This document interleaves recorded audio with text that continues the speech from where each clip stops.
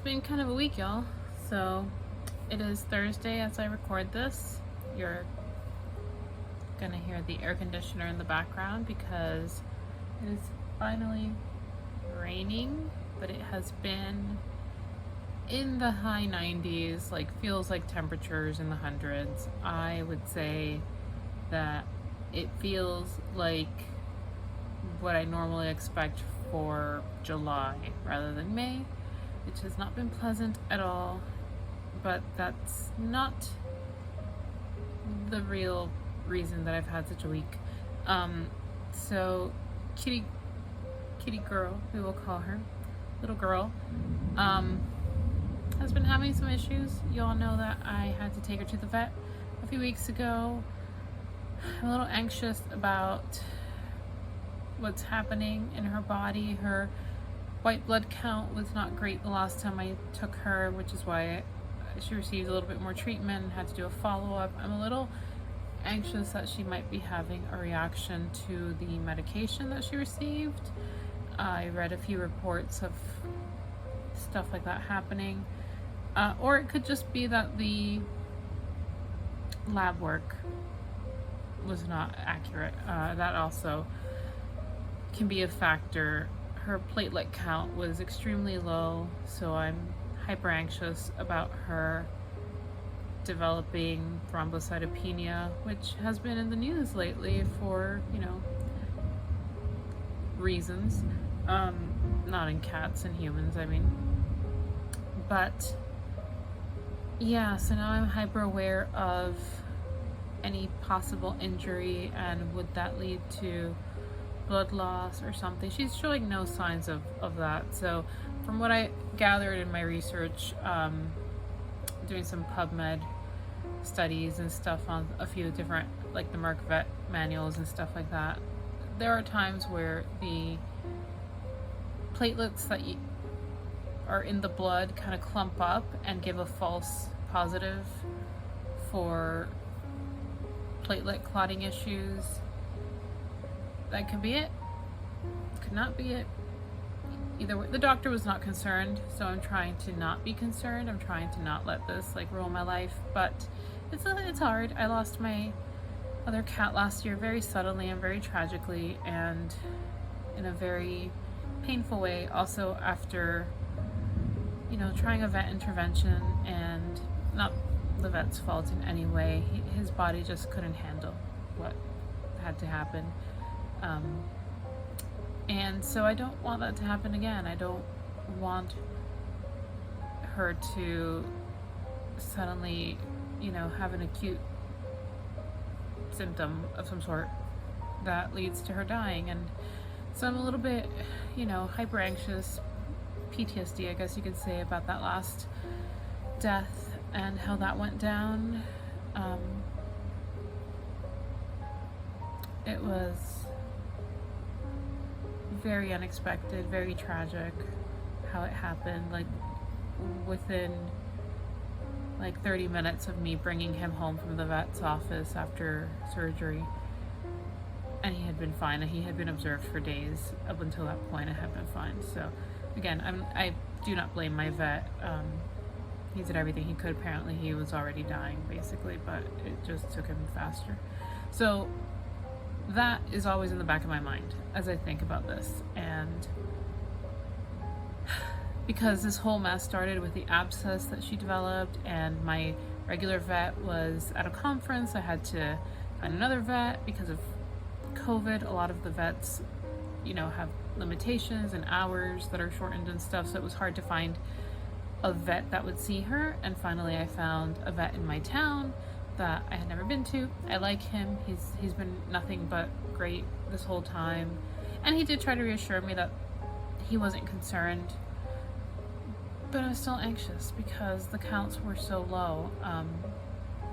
He prescribed her iron, and she's been on a immune boosting supplement for a month and a half now, I think, since the abscess started.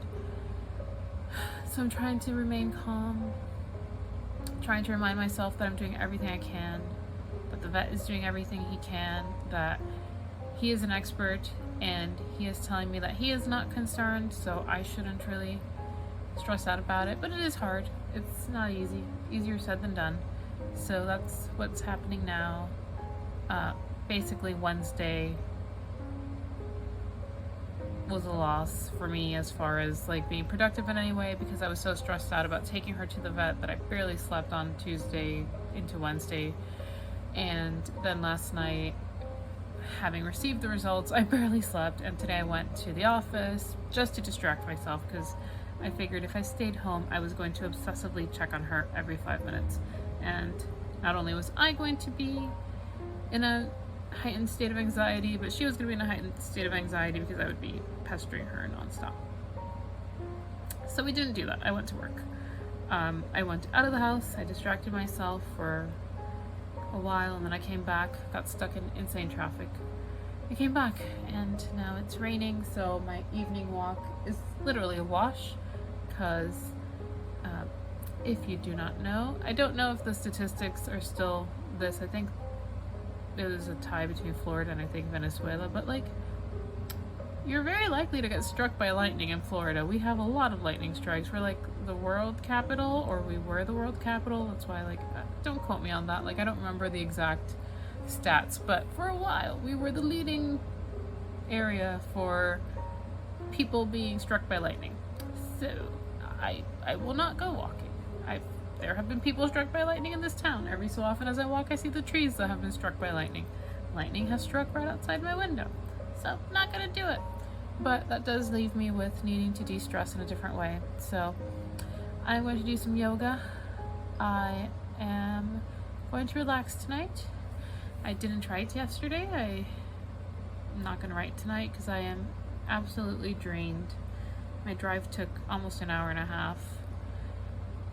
Just one of the many difficulties I have with sometimes maintaining my productivity during the week when I am going to the office.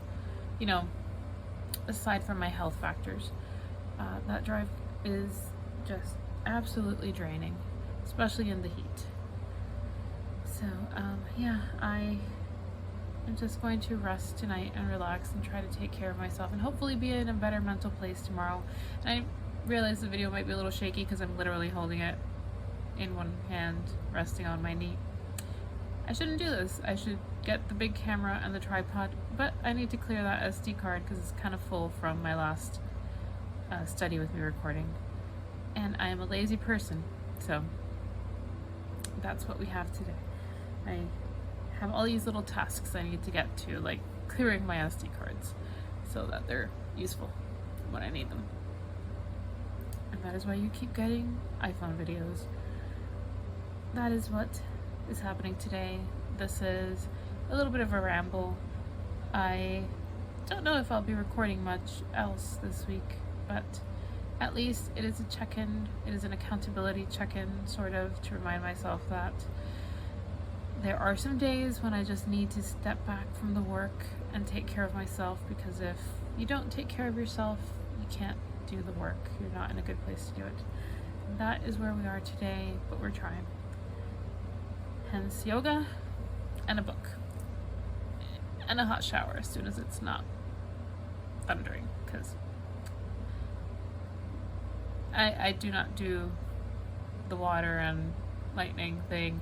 It is probably old wives' tales. It is probably my Cuban upbringing, but there's something about like showering and lightning and your likelihood of getting struck, and like I said, it's not like it doesn't happen here. So we're not going to take that chance. So at some point tonight, I will have a hot shower to just relax and rest. But for now, yoga, book, and maybe some tea. I'll see you guys later.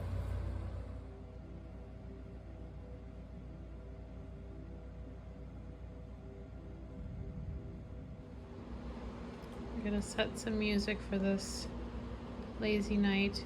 I feel like I need to explain why I have such a small television. I feel like it's not a thing people expect.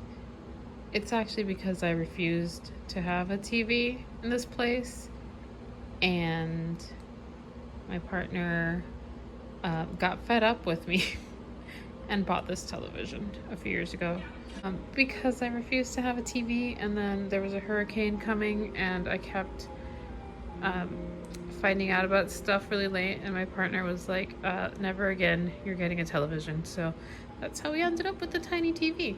I have actually considered upgrading, but every time I think about it, it's like, well, I don't really watch television on the TV very often, so what's the point? So that is the story of my tiny TV.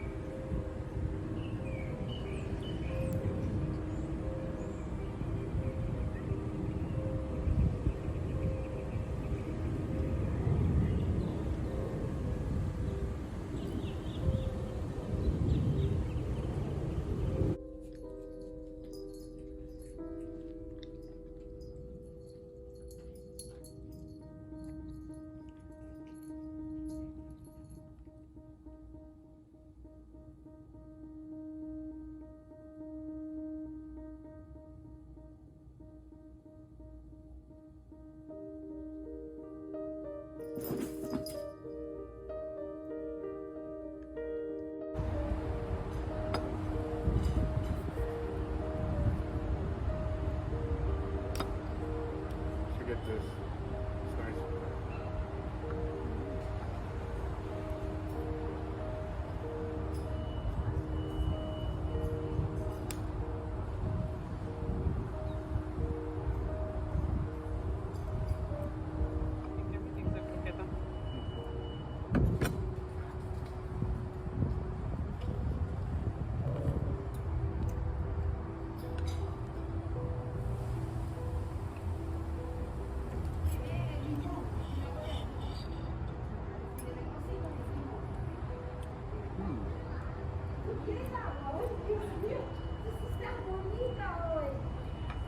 Tastes almost like a slice of pizza. Yeah. Maybe because of the way they made the cheese or just tacked it together.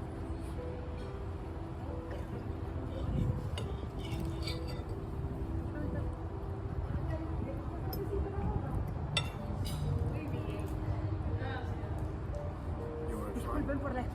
No, gracias. A little piece. I mean, it probably tastes similar to yours. It looks like. I'll give you a little piece more. Here you get one.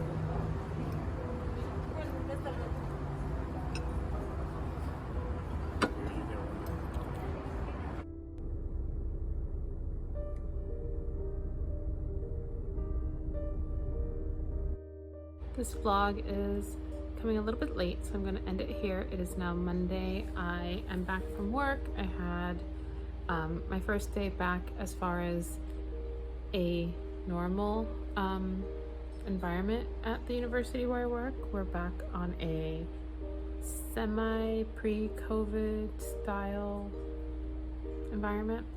Not really fully, but mostly based just on our governor's decisions, which are not really science-based, but whatever. Yeah, so that happened, and we're gonna be dealing with that. And it was fine. It was still mostly a quiet day. It's still summer semester. I didn't even realize it was the first day of the semester. I thought we were still in intersession. It'll be fine, but I do worry about, you know, contact with other people and the potential for another wave or a super spreader event or whatever. So always cautiously optimistic that people won't be acting a fool, that people will keep their masks on despite stuff in our government, and that people will get their vaccines and maybe we'll reach some modicum of normality. So thank you guys for joining me. I'll have a few vlogs this week, but it might be a busy week for me, so I don't know how exciting it'll be. But it was nice. That brunch was on Mother's Day. It was the day before Mother's Day.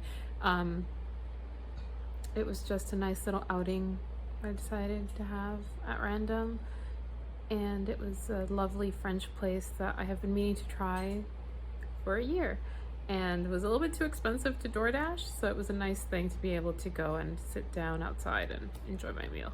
I think my hand is shaking, so apologies about that, but I will wrap it up here. And again, thank you for watching. Let me know what you did down below, something fun that you did, something enjoyable, what your current normal looks like, and how you're finding ways to take care of yourself.